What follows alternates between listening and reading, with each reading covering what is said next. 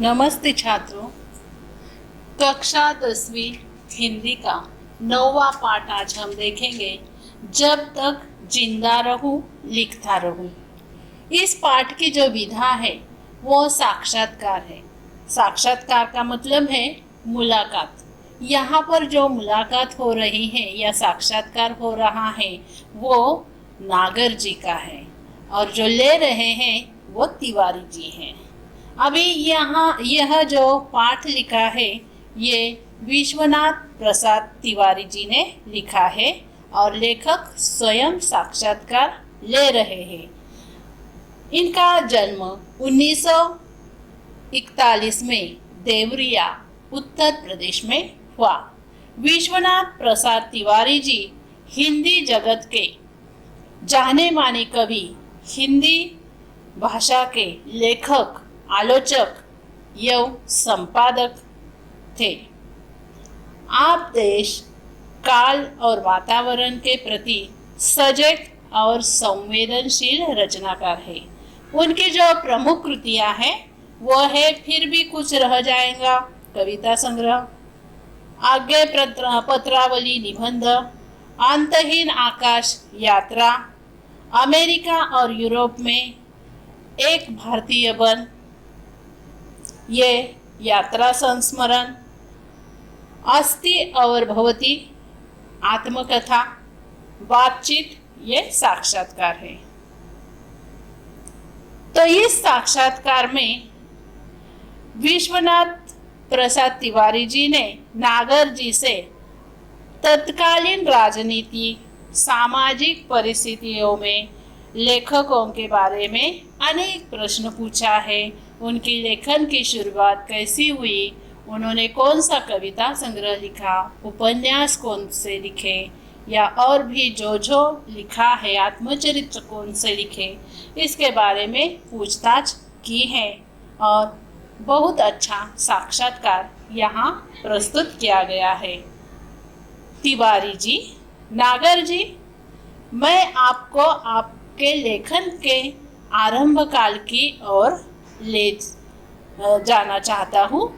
जिस समय आपने लिखना शुरू किया उस समय का साहित्यिक माहौल क्या था?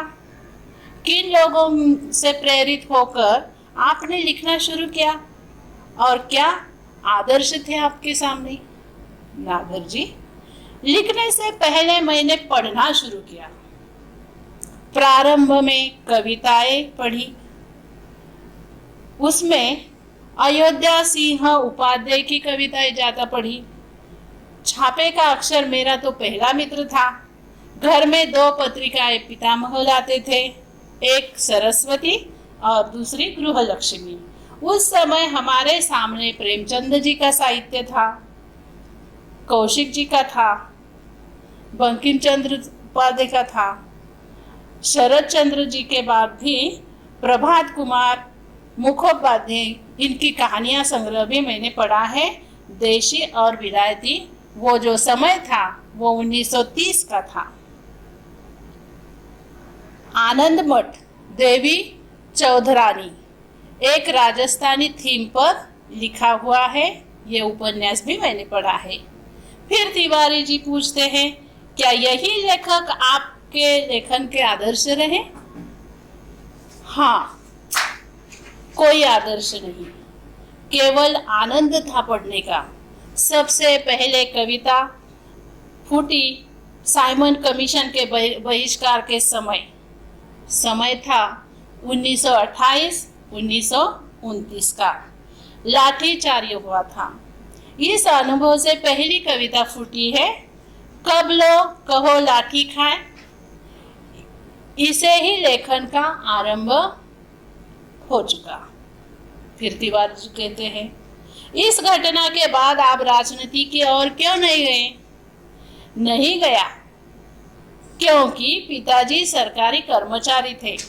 अभी आपको मालूम है कि सरकारी कर्मचारी जो है उन्हें राजनीति में हिस्सा लेना अंग्रेज सरकार ने मना किया था। 1929 के बाद मेरी रुचि बढ़ी पढ़ने में, सामाजिक कार्य में, लेकिन मैंने पहली कहानी जो छपी है 1933 में अपशकुन, तुम्हारे गोरखपुर के मनद द्विवेदी ने लिख रहे थे उन दिनों में। चंडी प्रसाद रुदेश, इनकी जो लेखन शैली थी उससे मैं प्रभावित हुआ था और मैंने अपशकुन लिखा। फिर तिवारी जी प्रश्न पूछते हैं, क्या उन दिनों आप पर गांधी जी के व्यक्तित्व का कुछ प्रभाव नहीं पड़ा? नागर जी, हाँ, निश्चित रूप से पड़ा। पिताजी ने आंदोलनों में भाग लेने से रोका। वह रोकना ही मेरे लेखन के लिए अच्छा हुआ। राजनीति में हिस्सा न ले सके, लेकिन अपने लेखनी से उन्होंने राजनीति में हिस्सा लिया। अंग्रेजों के विरोध में बहुत सारा लेखन कार्य किया और लोगों में जागृति पैदा की। तिवारी जी, आपके लेखन में गरीबों के प्रति जो करुणा है वह किससे प्रभावित है? नागर जी, वह तो अपने समाज से उभरी थी। मेरी पहली कहानी जो है वो प्रायश्चित्त, हमारे पारिवारिक संस्कार भी इसमें शामिल है। मेरे जो पिताजी हैं उसमें एक अद्भुत गुण था कि वो किसी दुख दर्द वाले जो लोग हैं उनकी तुरंत सहायता करते थे और ये गुण मुझ में भी आ गया। मैं इससे प्रभावित हुआ। तिवारी जी, उस समय तो क्रांतिकारी आंदोलन में आपने हिस्सा क्यों नहीं लिया? नागर जी कहते हैं, उसी से तो पिताजी ने डांटा, रोका। काकोरी बमकांड उसमें भी मैं प्रभावित हो गया है और मेरे लेखन शैली में काकोरी बमकांड का भी समावेश है। तिवारी जी, क्या सामाजिक आंदोलनों में जैसे आर्य समाज का भी आप पर कुछ प्रभाव पड़ा? नागर जी, आरंभिक असर है, थोड़ा पड़ा है। मेरे पिताजी एक अच्छी बात थी जिन्होंने सामाजिक आंदोलन में न जाने के लिए मुझे रोका है, लेकिन मैं पंडित नेहरू जी से मिला हूँ। अभी ये पंडित नेहरू जी उन्हें कहाँ मिले हैं? नागर जी से। तो मेडिकल कॉलेज में उनकी माँ दाखिल थी। अभी पंडित जी के जो पिताजी हैं उनका नाम मोतीलाल नेहरू जी था और माता जो है उसका नाम स्वरूप रानी था।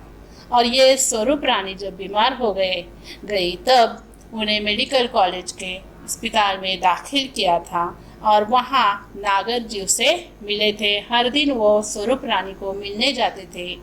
जब उस समय जो पंडित जी है, पंडित नेहरू जी जो है वो वकालत में थे, लेकिन जब उनको वापस वो बाहर आ गए और बाहर आने के बाद अपने माँ से मिलने आए तब नागर जी से वो मिले हैं। तिवारी जी, आपका पहला उपन्यास कौन सा है? पहला उपन्यास लिखा 1944 में महाकाल, जो छपा 1946 में। बंगाल से लौटकर इसे मैं जब आया था तब लिखा है। तिवारी जी, क्या यही बाद में भूख नाम से प्रकाशित हुआ? हाँ। नागर जी, आप अपने समय के और कौन कौन से लेखकों से प्रभावित थे? नागर जी, जगन्नाथ रत्नाकर, गोपाल राय, गहमरी प्रेमचंद जी, किशोरीलाल गोस्वामी, लक्ष्मीधर वाजपेयी आदि के नाम उन्होंने सुनाए। माधव शुक्ला भी वहां थे। वे ढीला कुर्ता पहनते थे।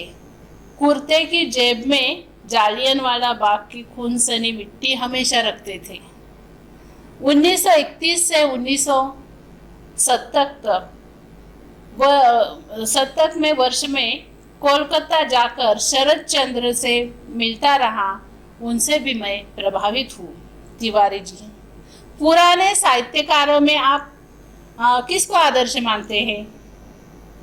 तुलसीदास जी को। बाबा शाम नित्य रामचरितमानस पढ़वा कर लेते थे, श्लोक भी जबरदस्ती से करवाते थे, इसलिए तुलसीदास जी मेरे ये आदर्श है। तिवारी जी, नागर जी, आप खंजर नयन से सूरदास के चमत्कारों का बहुत विस्तारित वर्णन किया है, क्या इन पर आपका विश्वास है? नागर जी, नेत्रहीनों के, अभी ये सूरदास जी जो है ये नेत्रहीन थे, फिर भी उनका साहित्य आगे चलकर या उन्होंने अपने शिष्य के से लिखवा लिया है, तो इसलिए यहाँ नेत्रहीन ये शब्द आया है। नागर जी कहते हैं नेत्रहीनों के चमत्कार हमने बहुत देखे हैं, उनकी भविष्यवाणी भी बहुत सच होती है। सूरपंच शती के अवसर पर काफी विवाद चल रहा था, सूर जन्मात थे या न। सवाल यह था कि देखता कौन है, आंख या मन? आंख माध्यम है, देखने वाला तो मन है। तिवारी जी, आपने क्या कभी अपने लिखने की सार्थकता की परख की है? हाँ, मेरे पास बहुत पत्र आते हैं और मेरे उपन्यासों के बारे में खास तौर पर पाठकीय प्रतिक्रिया उसमें लिखी जाती है, इसलिए मेरे साहित्य की परख मैं करता हूँ। तिवारी जी, नागर जी, आपने भ्रमण काफी किया है। हाँ, पूरे अखंड भारतवर्ष का मैंने भ्रमण किया है। अभी भ्रमण यह शब्द है घूमना। पेशावर से कन्याकुमारी तक, बंगाल से कश्मीर तक यात्राएं की है और उसका उपयोग अपने साहित्य लिखते समय उन्हें हुआ है। तिवारी जी, अपने समय के लेखकों में आप किन्हें पसंद करते हैं? नागर जी, अगर दिल से पूछे तो एक आदमी उसे बहुत प्यार करता हूँ, वह है रामविलास शर्मा। उसके बाद प्रभात कुमार मुखोपाध्याय, जिन्होंने देशी और विलायती ये लिखा है। तिवारी जी, आपने तो पत्रों का भी बहुत संकलन किया है। नागर जी, हाँ, पत्रों का संग्रह काफी किया है, लेकिन वह व्यवस्थित नहीं है। मैंने प्रत्येक जाति के रीति रिवाज भी इकट्ठे किए हैं, लिखे हैं। इसके लिए मुझे घूमना पड़ा है, बड़े बूढ़ों से कुछ सुनना पड़ा है, या जो भी इतिहास है वो भी मैंने जान लिया है और बाद में लिखावट की है। गदर के फूल के लिए मुझे बहुत लोगों से मिलना जुलना पड़ा। तिवारी जी, आपने अपने उपन्यास के लिए फील्ड वर्क बहुत किया है। अभी फील्ड वर्क जहाँ जो विषय लेकर वो लिख रहे हैं वहाँ जाना, जैसे जंगल में या उस परिस्थिति में जाकर वो लिखना, तो वो भी करना पड़ा है। नागर जी, हाँ, बहुत करना पड़ा। नाचो बहुत गोपाल के लिए तो सफाई कर्मियों की बस्तियों में भी जाना पड़ा। तो अभी यहाँ एक बात हमारे ध्यान में आती है कि नाचो बहुत गोपाल, ये जो लिखावट है उनकी, वो सफाई कर्मियों के बारे में है। तिवारी जी, नागर जी, क्या आप मन और प्राण को अलग अलग मानते हैं? हाँ, प्राण को मन से अलग करना पड़ेगा। मन की गति आगे बढ़ती है, प्राण को वहां तक खींच कर लेना जाना पड़ता है। मन एक ऐसा है, निर्मल पानी जैसा है, वो आगे बढ़ता ही है और प्राण उसके पीछे चलता रहता है। इसलिए मन और प्राण, इसे मैं अलग कर सकता हूँ। तिवारी जी, सूर में आपने मन को ही पकड़ा है। नागर जी, हाँ, सूर ने एक जगह लिखा है, मैं देशों दिशाओं में देख लेता हूँ। जब पूरी प्राण शक्ति एक जगह केंद्रित हो तो कुछ नया बन जाता है। तिवारी जी, नागर जी, हम लोगों ने आपका बहुत समय लिया, बल्कि आपकी उम्र और स्वास्थ्य का भी लिहाज नहीं किया। नागर जी, स्वास्थ्य ठीक है, पत्नी की मृत्यु हो गई और फिर मैं टूटा था, लेकिन अभी मैंने सोचा है लिखने के सिवाय और कोई चारा नहीं। तुम लोग यह मनाओ कि जब तक जिंदा रहूं, लिखता रहूं, लिखता रहूं। धन्यवाद।